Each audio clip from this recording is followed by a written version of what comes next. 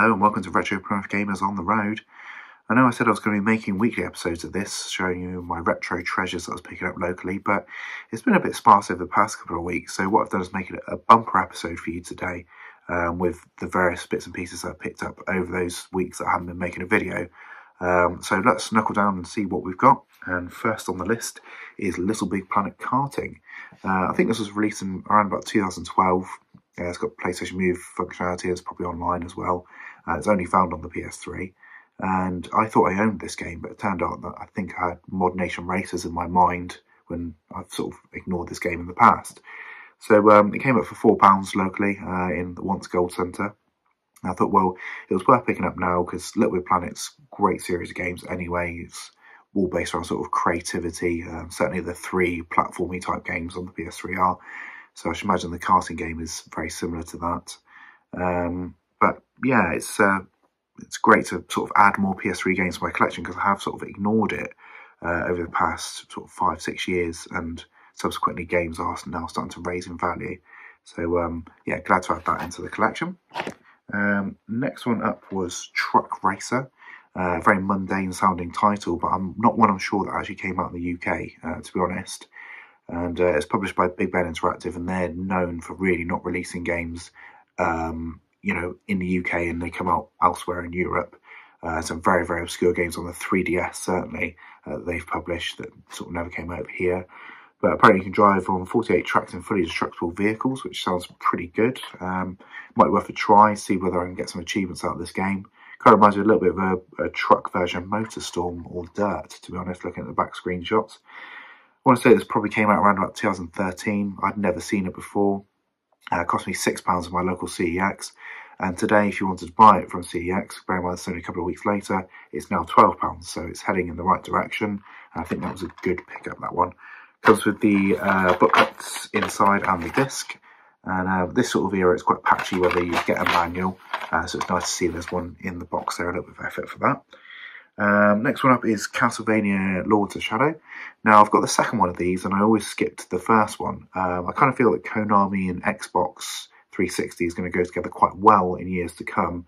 There's going to be certainly lots of Konami games which got quite low print runs on the 360, and a lot of people have slept on them over time. The second game is probably the rarer of the two, but this one was only £3 from CEX again. And again, it's another one that's gone up a little bit since then. It's now £5, so moving up a little bit.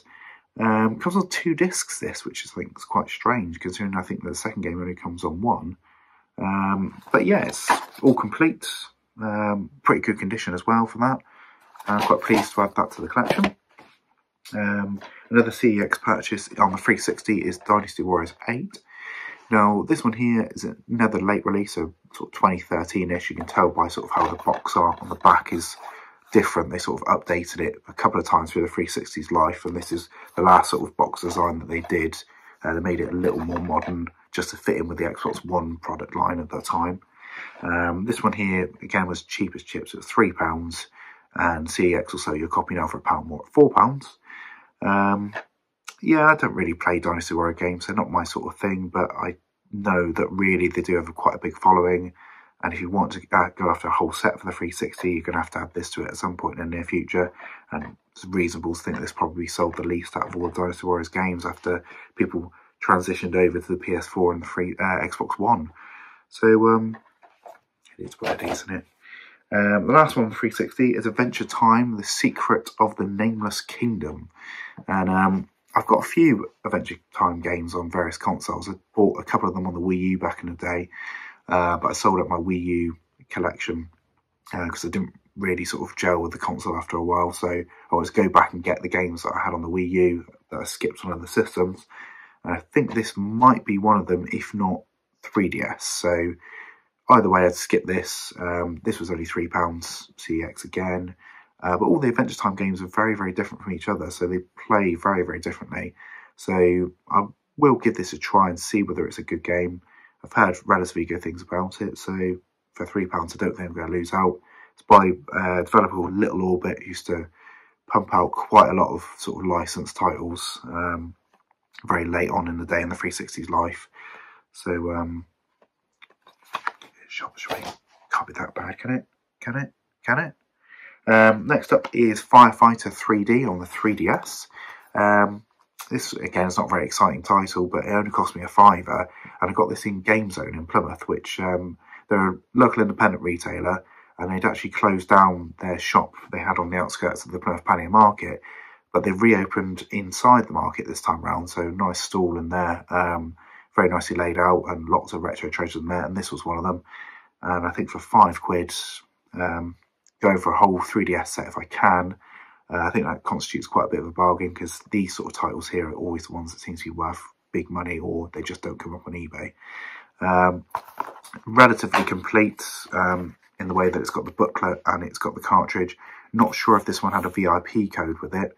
Could very well have done, but you know, I'm not really that bothered about sort of being completist in the sense that they've all got to have the VIP codes, because they're essentially useless now anyway, so it makes no difference.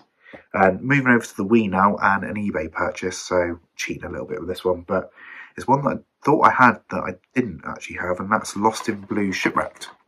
Now this is a series that was on the DS, and I'm fairly sure that I've got Lost in Blue 1 or 2 on the DS out of 3 of them. And then the 4th entry in the series came out on the Wii. So this one's a fully 3D adventure, all about sort of surviving on an island. Again, it's a Konami game, which again, Konami and Wii seem to go together quite well as well. So Konami's output on the Wii was quite strange with some of the stuff that they released, and this is no different to this. I think this is only on the Wii as well. But yeah, you know, I knew of its existence. I thought I did have it. I didn't. And I'm quite glad that I do have it now, because I think, again, this is going to be one of those games that, give it a couple more years. So what it's going to take is a YouTuber to fully cover this game, and then it's probably going to explode, you know, in popularity. It's in really good condition, even the case feels like really, really sort of like new. Discs in great condition, the manual's in there, and also the precautions booklet. So that's what we can ask for with this. It wouldn't have a VIP code because it wasn't published by Nintendo. Next one up is another 3DS game, another eBay find, and this one is Roller Coaster Tycoon 3D. It's quite an early-ish game for the 3DS, and one that often people sleep on. It's not particularly rare or sought after or anything like that, and that shows in the price that I paid for this. I paid £3.48 for it through bidding, and it was just one of those glaring missing games from my collection that I thought, well, I'm going to have to get sooner rather than later, so I might as well get it while it is dirt cheap. But Roller Coaster Tycoon's got a relatively good name. People sort of remember it nostalgically, so there's no reason to believe that this won't go up a bit further in years to come. I mean, we're probably only going to be talking £10-15 in like sort of 5-6 years, but you know, I wouldn't want to pay more than what I paid for this today to get it later on. Comes with a VIP code and big booklet and cartridge there. So very, very complete, that one, and an absolute steal. Next up is 101 on 3DS again, which is Jewel Quest Mysteries, and this is the 7th gate. There's a few of these, so it's quite easy to get bits muddled up with which ones are which, and which ones you have and which ones you don't. This was one that I didn't have. I had sort of like a Titanic Adventures one and Mahjong Mysteries or something like that, but I didn't have this one. And yeah, it's another cheap one. I think I only paid like sort of £4 for that. Doubt it'll be worth more than that in years to come, but you never know. You're like in a big city, and it could very well be, couldn't it? So yeah, I needed it again to get me towards a full set. Next up is a Wii game that came from eBay, and this is Flat Out. And this came out in about 2012, and I forgot that this even was a thing. And I absolutely love the Flat Out games. I like the first 2 that were on the original Xbox. I like the sort of the third-ish one that was on the 360, which really was, I think, was more like a greatest hits compilation of the first 2. But yeah, I don't know how it's going to play on the Wii. I can't imagine it's that great, but I suppose it's sort of like in between how you'd expect Burnout Revenge to play, with sort of crash elements of throwing a rider out the front of the windscreen, which is infinitely fun. But yeah, I'm not 100% sure whether this actually came out properly in the UK, because I had to import this from Europe, but it has got you know, English language as the first of the text on the back of the box, so one would assume it did make out in the UK somewhere by Funbox Media. They've been known to actually release a few games that are actually gone on to be quite rare. I think there's one on the Wii U that they did, which I think was Jet Tailfin, which went on to be worth like loads of money because it got such a small print run and people didn't even realise that it got released. And it's a similar situation with this sort of thing, I think, that they sort of chucked this out the door quite late and no one bought it. So, snooze you lose on that. The last one I bought, it's a really expensive game actually, so hugely over budget for what I would usually pay for games, and more than this stack altogether.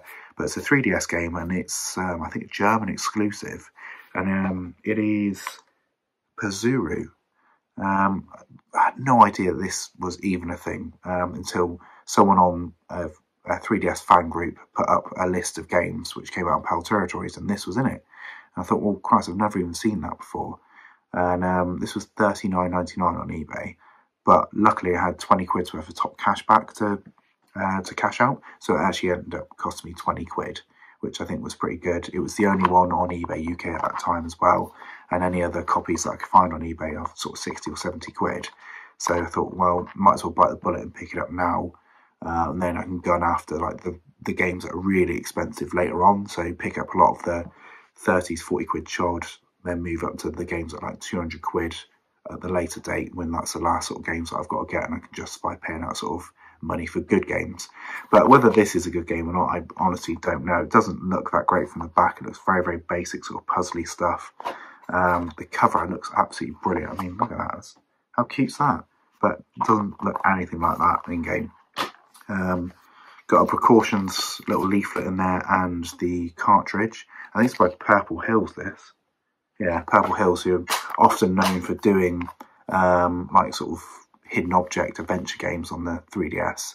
So I don't really have high hopes whether this was actually a good game or not. But yeah, again, it's good to just knock it off the list and say I've got that. I mean, at like 300 3DS games now, so I'm not really that far away from the very, very end.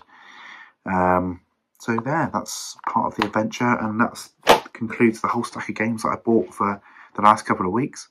So I'll tune in again when I've picked up a few more trinkets, and I hope you've enjoyed the video, and perhaps this helps you in your quest for collecting retro games. Maybe leave a comment and tell me what you've picked up recently that you think is going to be a prospective collectible in years to come. And I'll catch you in the next episode. Ta-ra.